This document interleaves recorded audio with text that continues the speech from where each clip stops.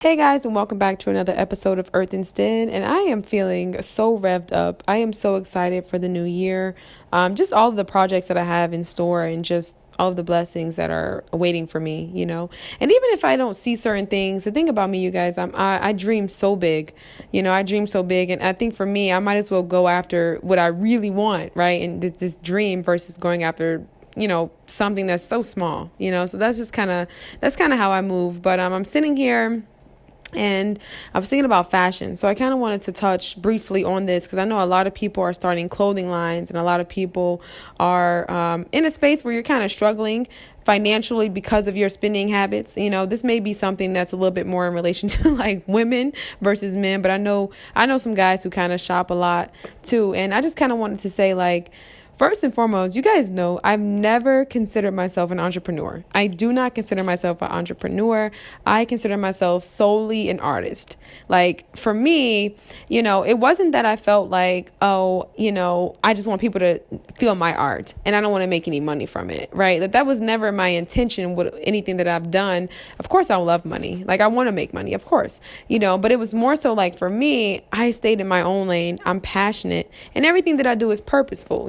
My intention behind everything that I do, whether it's writing, speaking, or just overall creation, is to inspire people. And I've done just that, and I have made money from those creative endeavors. And so for me, it's a little bit more than just an entrepreneur journey, So I kind of want to talk to you guys today tonight about fashion. And man, I remember when I was very young, I think I was always into fashion. It kind of became an outlet for me when I was a young girl. My grandmother would take me shopping every weekend, and I am not exaggerating, And it was one of those things to where it was like, it was my escape. I just got lost in the entire expression of it. I was a very shy kid. I was very soft-spoken. I never was one to really speak my mind or really stick up for myself. And so when it came to the fashion, that was the one area where I could just be me. My grandmother was, she's a grandma. She's so sweet. She was always supportive.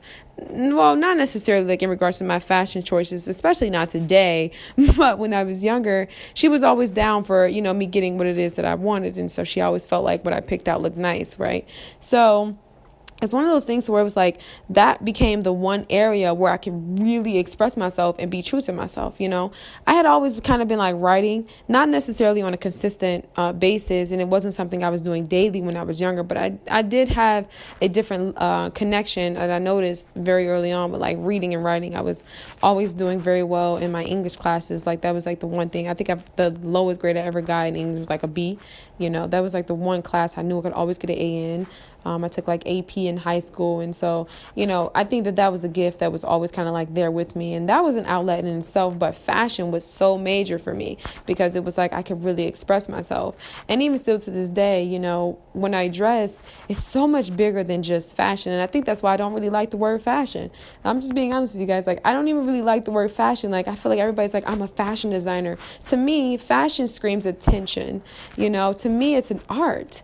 Right. I think it's such an art. Like, the way I dress, it's so true to me. And it's really dependent on how I'm feeling for the day and what message I want to convey.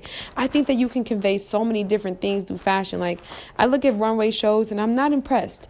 I look at certain things and I'm not impressed. To me, it tells a story. It's so much deeper than that. And this is going to have this is from my artists who really feel me. I think that this is a little deep, you guys. But like, for me, it's one of those things where it's like, can I connect with these pieces? Can I put this on, and how am I going to feel when I wear your garments? And I don't think that people set out with that intention because it is like an entrepreneur route for a lot of people. And for me, it's more so about the expression in itself. And I love that, and overall, like the mission statement, what does your brand say? What message are you conveying to the public and to your consumers? Like, it's so much bigger than that, And so I was never really a fan of like certain runway shows. Now, there are some who are just like really dope. Of course, that's like the high ends. And I've seen some that's kind of like even low before. Like, I know Paramoss, like that's definitely one of like my favorite, really super dope.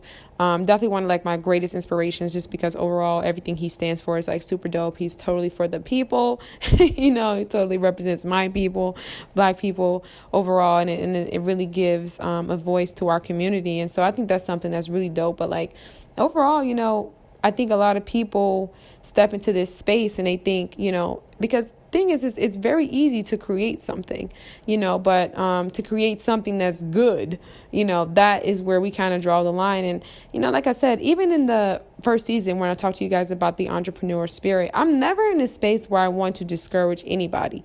I will never do that. Like, anybody who has a dream, I totally support you, but I think that it's one of those things where I feel like so many people are entering into these arenas, not out of, genuineness, but more so just out of because it just seems like something that's easy to do. Anybody can really create a logo and put it on a hoodie.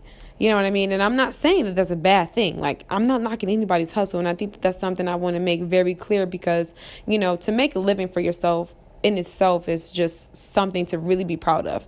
You know what I mean? To want to go your own way and do your own thing. That's dope. I totally respect anybody who's on their grind trying to make a living for themselves. That's outside of, social constructs in regards to a job or institutionalized learning. I respect that. You know what I mean? Because I think that those spaces are very confined and it's a cap on that, but I think it's just so important to really be in a space where you're true to yourself and you're like, why am I really doing what I'm doing? And I tell people all the time, your purpose is so much deeper than you. Please hear me clearly. I'm going to say this again, you guys. Your purpose is so much bigger than you. It's the one thing that wakes you up in the morning. It's that thing to where you're like, if you are a person who's battling with depression and just overall just negative thoughts, I tell you guys all the time, if you read my book Seasons, is now available on Amazon. Well, it's been available on Amazon, but it's Seasons by Jalen Leslie. I talked to you guys about how I was able to come through those dark seasons of my soul. You know what I mean? I was able to really confront a lot of the things that I was dealing with. And so here I am now. But it makes a difference. It really makes a difference. And so I just say be honest with yourself, and be true to yourself. And whatever it is that you're doing in this life, be passionate about it. Are you passionate about that? Is that something that was innate? Is that something that was given to you? I think what really saddens me is that social media has this really big pull and this really big platform, which is beautiful. We can connect with one another, and it's opened some opportunities for myself. It's the e-commerce is booming right now. Digital marketing, all of that is doing phenomenal. But it's one of those things where it's man, you now looking into people's lives and people's businesses, and it's not necessarily purpose-based, in regards to what we may think or what we may feel. And to me, why do something if you're not passionate about it? If I didn't enjoy speaking on this podcast, I wouldn't do it. I think there were times where I felt because here's the thing, you guys, you're going to go through this just in any journey that you take. But I was there were times where I was I don't like doing this because I wasn't really willing to be open. And I think that's one of the things I'm so excited about in this second season and just everything, even with my second book, you guys, just this overall openness that is so new to me. And this next episode, we're going to be talking about relationships. And I'm so excited because relationships are such a mirror. They're such a mirror, and, I had never in my life had such a willingness to be open. So I think that this is exciting, but not to get off topic, but, you have to ask yourself, why do I do it? Why am I doing this? And I think once you step into that space of truth, then you can really connect with the audience that's true to you. I think people will gravitate towards what you're saying or what you're selling, because it's true to you. I think everybody can pretty much tell a scammer. Even if you've kind of been a person who's naive at one point, you can even still look back on those situations and say, no, this person was definitely a scammer. I seen it. I didn't really believe in it, but I wanted to take a chance or whatever, but people can tell when you're true. People can tell when you're real. It's in your energy. It's in your whole entire aura, and it's everything that you stand for. It shows in your products, it shows in just everything that you do. And so I think that it's so important to be in that space where you're honest with yourself. And in regards to fashion, I wanted to say this too.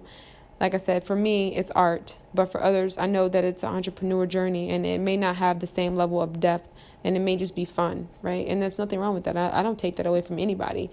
But I think being in that space, with anything that you do, in regards to I say entrepreneurship, or just, I mean, I guess this kind of can apply to artists as well, but like, just make sure that you have an open mind. It's so important to go back to your drawing board and reinvent some things. It doesn't have to be the entire mission statement or, whatever it is that you may stand for. But I think when it comes to like products and marketing and all those things, like it's so important to go back to the drawing board. And at the end of the day, if you're ever faced with the, opportunity like, hey, I'm going to quit this, ask yourself, do I really want to do this? And that's the thing about this generation. Like Shannon, her name is Shannon Everett, and she talks about that. She's like, this generation is so wise, but we are so weak. And I was like, man, that's so deep. Like, cause it's so real. Like one little thing, we really be over and we be ready to check out. And I don't know if it was just the convenience that made us this way, but it's crazy, but it's so relevant, And so I just kind of wanted to share that with you guys because I thought that was very heavy, but like, man, like it's nothing wrong with going back to the drawing board and it's never giving up on your dream. It's never giving up on your dream and what it is that you want to do. But I think if you're honest with yourself, you'll know like whether or not to start over or to try something new or to take a different path. You know what I mean? And I think that that's definitely going to come from being in tune with your spirit. I think that's going to come from a lot of self-work and just overall self-improvement, which, like I said, this entire podcast series is about, there's nothing wrong with trying something new. There's nothing wrong with starting something over. Like I tell you guys all the time, I love singing. I think I am an amazing singer. I just don't sound good.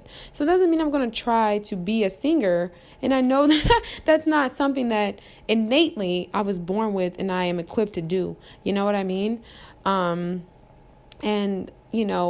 I think it's very evident, like how you go after something. If you go after something, and it's a difference between being discouraged and being timid, or being fearful, or being lazy, or being, just you don't really have the impetus to really go after something. I think that kind of says a lot about what it is that you're trying to do, because I think if you go after something very timidly, you're not willing to take a lot of risks with this. You're not willing to try to bend the rules or try something different or just stick with it in that sense. I think that kind of says a lot about what you want, and I think that's the crazy thing about the 20s overall. It's like, man, we're all still figuring that out. I know some people went to school, and so you may have went to college, and so, you're just now out in this world at 25, and this is so fresh for you, right? So your journey is going to be a little bit, I guess if you want to say in comparison to others, which I don't recommend, but I know we do it, I'm going to be real about it. It's going to be one of those things where it's like you're in comparison with other people, so you're going to feel as though you're getting on the road much later. You know what I mean? Versus somebody who didn't go to school and they are 22 or they are 25 and they're in their career and they're making X, Y, and Z. You know what I mean? That makes a difference. That makes an entire difference. And so I always say, be mindful of who you let counsel you. Be mindful of the content that you consume. I talked to you guys about that in the last episode. There are certain things I just don't consume because I know it's not good for my mental space. I can't live in fear. I just can't. I have to be able to take risks. I have to live my life. I have to live in my truth. You know what I mean? And I have to show up for the many generations to come. It's so much bigger than me, right? This is what purpose feels like. It's sacrificial in a way, but it's amazing. And so, that makes a difference, and so in summary, you guys, I will say find something that you're really passionate about and something that has a deeper meaning to you, and if you're doing something just because it's fun, just recognize that you're doing it because it's fun, but don't label it as purpose. Don't label it as passion. Don't label it, it's a hobby. It's a hobby and there's nothing wrong with that. You're getting better at it and that's great. You know what I mean? But don't label it as purpose because that's something that you're born with. That's something that, inspires others. And it's so much bigger than you. And it's the one thing that will really keep you level-headed and keep you motivated, and on this entire journey. And never be afraid to start over. If you have a product or something you've been working on for 5 years, and I'm not saying that give up. Listen to me clearly. You're going to have to be very discerning with this message because I'm not going to, I try my best to hit caveats and nuances, but I'm not going to spell it out. For me, I like to speak to people in a way that allows you guys to generate your own thoughts. I'm never a person that really want to tell people how to do something step by step or every little thing that's on my mind. I want to create that space for people to think for themselves, because I was in that space where I couldn't do that. And I know that that's something that I really needed. And you're smart. You're smart and you're great and you can think for yourself. So it's so important that you do that. You know what I mean? You have your own thoughts. That's important. But yeah, so if you're in a space, and you're not making any money and you're selling bracelets or whatever it is that you may be doing, you've tried multiple different things, you're out of ideas, right? Maybe try something new. I'm not saying give up. I never say give up on what you want to do, but like, just be mindful in your entrepreneur journeys. That's all I'm going to say. And I just think overall, you guys, it's so much bigger than you. And that's literally the only advice I can give you guys. Just not even really advice, but the only thing that I can honestly say, like in regards to this specific topic, right? And when it comes to fashion, man, it's expression. I think that it's, I know that we talk about like instant gratification, but when it comes to art, if you're an artist, it's so much bigger than just fashion. It's so much bigger than just fashion. It's truly a way to express yourself. And it's almost like it's a release, right? And it's not just, like I said, it's not necessarily just instant gratification, right? Because I'm not buying this for you. I'm buying this for me, right? And I know that we talk about like trying to be impressionable, right? I don't really care about labels and to that extent, but it's just one of those things where it's like, it's expression. So in summary, do what's true to you. I think if you remain in a space where you're true to yourself, I think that what is for you will gravitate towards you. I can't wait to talk to you guys in this next episode about relationships. I believe that they are truly mirrors of us. It's a mirror, and it's amazing because it helps you grow and evolve in many ways. I'm not talking about, anything that's like hindering you in that sense to where we talk about like toxicity and all of those things. That's not what I'm saying. I'm talking about those relationships that are so uncomfortable and you're really evolving and you're growing and you're recognizing things within yourself that you didn't know that were there. That's incredible. But stay true.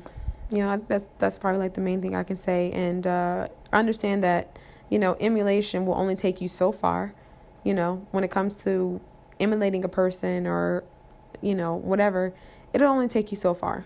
You won't get that far trying to copy others or, try to live the life of other people. I think that we can look at the lives of other people, but very seldomly can we, sit here and conclude what our lives would be like just based on their entire observation. I don't think that that's something that we can do. But okay, you guys, I hope everybody has a great night, and I'm going to leave you guys with your thoughts.